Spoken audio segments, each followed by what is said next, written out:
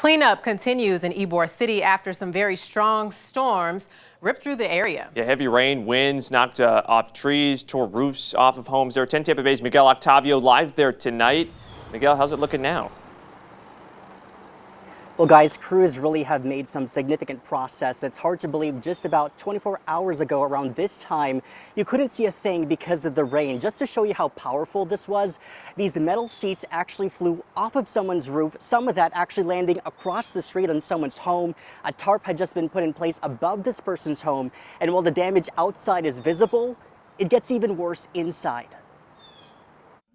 Charles Carpenter thought his house would collapse. I've never been in that type of a situation, so I didn't know what was going on. Shards from Wednesday's storms heavily damaged his home, his living room soaked, parts of the ceiling left dangling, his mind blank as the storm roared through.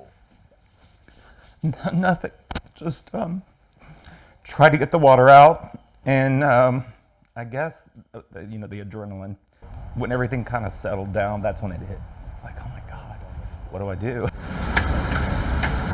He grabbed buckets to prevent flooding inside, but it was no match. Parts of his roof flew to his neighbor's home. It sounds almost like a freight train at first. It's truly frightening. Outside, debris disrupted traffic. This massive tree uprooted from someone's yard. This one fell near Frederick Copeland's home. The lights went out. And then at that point, I ran to the bathroom. An experience neighbors won't soon forget, but they'll also remember the best it brought out in them. Everyone kind of came out of their houses at the same time. And, the first question that everyone asked each other was, are you okay? That question meaning the world to the most affected. It was good to feel and see. Everyone's okay, no injuries.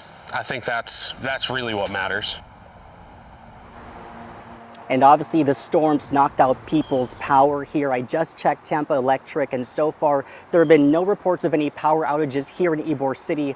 A lot of neighbors just thankful to be alive and thankful they were there for each other at this horrific time. In Ybor City, I'm Miguel Octavio, 10 Tampa Bay.